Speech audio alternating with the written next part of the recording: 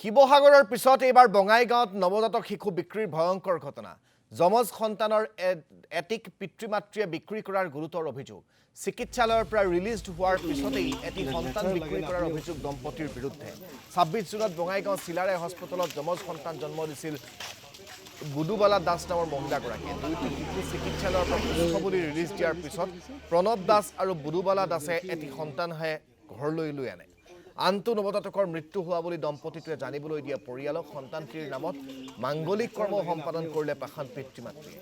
প্ৰণৱ দাস আৰু বুদুবালা দাসৰ কৰ্মকাণ্ডত সন্দেহ উপজাত শিশু সুৰক্ষা বিভাগত অভিযোগ দাখিল কৰে স্থানীয় এটা নাৰী সংগঠনে। এই অভিযোগৰ ভিত্তিত প্ৰণৱ দাসৰ ঘৰত অভিযান চলাই শিশু সুৰক্ষা বিভাগে, কিন্তু অভিযানকাৰী দলৰ উপস্থিতিৰ পূৰ্বেই পলায়ন কৰে অভিযুক্ত দম্পতিয়ে। ঘটনা সন্দৰ্ভত আৰক্ষী থানাত এক গোচৰো ৰুজু কৰিছে শিশু সুৰক্ষা বিভাগে। এই গোটেই বিষয়টো সন্দৰ্ভত জানিবলৈ আমি আপোনালোকক যোগী গোপালৈ এই মুহূৰ্তত লৈ যাব বিচাৰিছোঁ, য'ৰ পৰা খাদেমুল আমাৰ সৈতে সংযুক্ত হৈছে। খাদেমুল, মানৱ সমাজক জোকাৰি যোৱা এটা ঘটনা।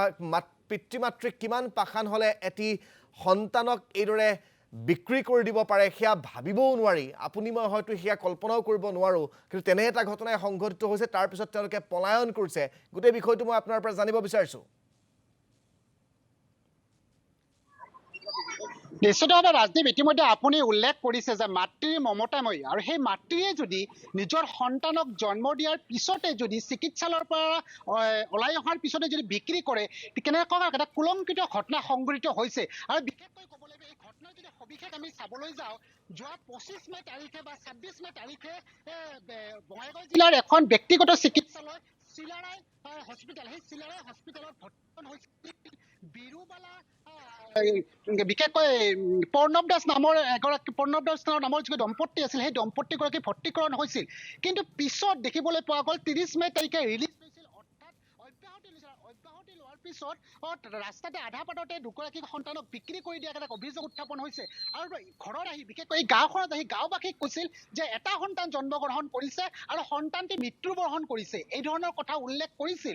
তাৰপিছত দেখিবলৈ পোৱা গ'ল যে নদী নাৰী আৰু জাগ্ৰত সংস্থা এটি আছে, যিটো সংস্থাই এই কথা অৱগত হোৱাৰ পিছত জিলা শিশু সুৰক্ষা যি সংস্থা আছে তাক যোগাযোগ কৰিল, আৰু যোগাযোগ কৰাৰ পিছত সেই কথা যেতিয়া চিলাৰায় চিকিৎসালয়লৈ গ'ল, চিলাৰায় চিকিৎসালয়ত কিন্তু অৱগত হ'ল যে হস্পিটেলৰ পৰা দুগৰাকীকৈ যমজ সন্তান জন্ম লাভ কৰিছিল। আৰু তাৰ পিছত কিন্তু এতিয়া গাঁওখনত চেপাই উত্তেজনা বিৰাজ কৰিছে। আৰু দেখিবলৈ পোৱা গৈছিল ৰাজদীপ, যোৱাকালিৰ দিনটোতো কিন্তু আৰক্ষীয়ে তালাচী চলাল, দুগৰাকী লোক পলায়ন কৰিল। কিন্তু আজি খন্তেক পূৰ্বে আমি প্ৰতিদিন টাইমত হয়তো দৰ্শকসকলক খন্তেক পিছতে সেই ভিজুৱেল দেখাবলৈ সক্ষম হ'ম, যিগৰাকী পাষাণ পিতৃ মাতৃয়ে আমাৰ প্ৰতিদিন টাইমৰ কেমেৰাৰ সন্মুখত পাইছিলোঁ, আৰু ভাষ্য সংগ্ৰহ কৰিবলৈ বিচাৰিছোঁ, কিন্তু ভাষ্য প্ৰদান কৰা নাই। আৰু মোৰ সৈতে এই মুহূৰ্তত নদী জাগ্ৰত যিকোনো নাৰী জাগ্ৰত সংস্থাৰ সম্পাদিকাগৰাকী আছে। মই আপোনাৰ পৰা জানিব বিচাৰিছোঁ ঘটনাটো প্ৰকৃততে কি হৈছিল। ঘটনাটো একচুৱেলি আমি গম পোৱা মতে তেওঁলোকৰ সন্তান জন্ম পাইছে ২৬ মে তাৰিখে। তো সন্তান জন্ম পাইছে, এতিয়া তেওঁলোকে গাঁৱত আহি পেলাই কৈছে এটা সন্তান জন্ম হোৱা বুলি। আৰু অলপ কেইদিনমান আগতে আমি গম পালোঁ তেওঁলোকৰ দুটি সন্তান হৈছে। তাৰ পৰা তেওঁলোকে চিলাৰায় মেডিকেলত আছিলে আৰু আমাক জনাইছিলে তেওঁলোকে লোৱাৰ আছামত মেডিকেলত থকা বুলি। আমি যিটো গম পালোঁ, তেওঁলোকৰ চিলাৰায় মেডিকেলত আমি গৈ পেলাই নিজে অনুসন্ধান চলাওঁ, আৰু আমি গম পাওঁ যে তেওঁলোকে দুটি সন্তান জন্ম দিছে, এটি কন্যা এটি ল'ৰা। তো তাৰপিছত দুয়োটি শিশুৱে সম্পূৰ্ণ সুস্থভাৱে তেওঁলোকে ৩০ মে তাৰিখে লৈ আহিছে ঘৰত। কিন্তু ঘৰত লৈ অনা নাই, একচুৱেলি তেওঁলোকে আধা ৰাস্তাতে কি কৰিছে আমি নাজানো। সম্পূৰ্ণ সন্দেহত হৈ আছে আমাৰ, সেইটো কি হৈ আছে গম নাপাওঁ। সেইবাবে আমি আমাৰ ফালৰ পৰা নদী আৰু নাৰী জাগ্ৰত শক্তি অসমৰ তৰফৰ পৰা আমি জিলাৰ যিটো আমাৰ শিশু সুৰক্ষাৰ অফিচ আছে তাত আমি কণ্টেক্ট কৰিলোঁ। তেওঁলোকক আমি জনালোঁ সম্পূৰ্ণখিনি কথা। জনাৰ পিছত তেওঁলোকেও সম্পূৰ্ণ কথা চালি জাৰি চাই সম্পূৰ্ণ সত্য বুলি প্ৰমাণ কৰি তেওঁলোকে আৰক্ষীক জনায়। লগতে আৰক্ষীয়েও এতিয়া অনুসন্ধান কৰি আছে সম্পূৰ্ণ ঘটনাটো কি হৈ আছে। এতিয়ালৈকে আমি জানিব পৰা নাই ল'ৰা ছোৱালী দুইজন মানে কি হৈ আছে, শিশু দুটা কি হৈ আছে, এতিয়ালৈকে আমি জানিব পৰা নাই। ঘৰত ইয়াত দেখিবলৈ পোৱা গৈছিল, ইয়াত আদ্যশ্ৰাদ্ধ অনুষ্ঠানৰ আয়োজন কৰিছিল, কেনেধৰণৰ আয়োজন কৰিছিল কি ক'ব। তেওঁলোকে মৃত্যু হোৱাৰ পিছত তেওঁলোকে মৃত্যু হোৱা বুলি কয়, আৰু 11 দিনত তেওঁলোকে এখন শ্ৰাদ্ধ পাতিছে, লগতে ভাগৱত পাঠ কৰিছে বুলি গম পাওঁ।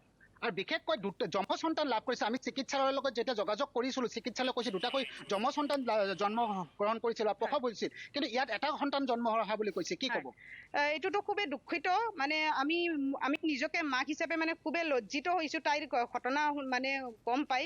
মানে আমাৰ মাৰ যি মমতা তেওঁ সম্পূৰ্ণ বিক্ৰী কৰি পেলোৱাৰ আমি এটা হেৰি পাইছোঁ, মানে খুবেই দুখিত আমি তাৰ ঘটনাটোত আমি এটা জীয়া সন্তানক মৰা বুলি কৈ কেনেকৈ শ্ৰাদ্ধ পাতিছে মাক বাপেকে বা তেওঁলোকৰ পৰিয়ালে খুবেই মানে আমি খুবেই মৰ্মাহত এই ঘটনাটোৰ পৰা খাদেমুল আপোনাক এই মুহূৰ্তত ধন্যবাদ জ্ঞাপন কৰিছোঁ অত্যন্ত লক্ষণীয় কথাটো হ'ল যে সন্তানটিৰ মৃত্যু হোৱা বুলি পৰিয়ালৰ লোকক অৱগত কৰি সন্তানটিৰ শ্ৰাদ্ধও পাতিছিল ঘৰত তাৰ পিছত এতিয়া প্ৰমাণ হৈছে যে তেওঁলোকৰ সন্তান দুটাকৈ জন্ম হৈছিল যমজ সন্তান জন্ম হোৱাৰ পিছত এটি সন্তানক তেওঁলোকে বিক্ৰী কৰি দিছিল আৰু সেই সন্তানটিকে মৃত্যু হোৱা বুলি কৈ পৰিয়ালৰ লোকক দেখুৱাই তেওঁলোকে শ্ৰাদ্ধ পাতিছিল আৰু এতিয়া গোটেই ঘটনাটো ফাদিল হোৱাত তেওঁলোকে পলায়ন কৰিছে সেই লম্পট পাখান দম্পতীয়ে ইতিমধ্যে পলায়ন কৰিছে আৰু গোটেই ঘটনাটো সন্দৰ্ভত তীব্ৰ চাঞ্চল্যৰ সৃষ্টি হৈছে বঙাইগাঁৱত স্থানীয় দল সংগঠন স্থানীয় যি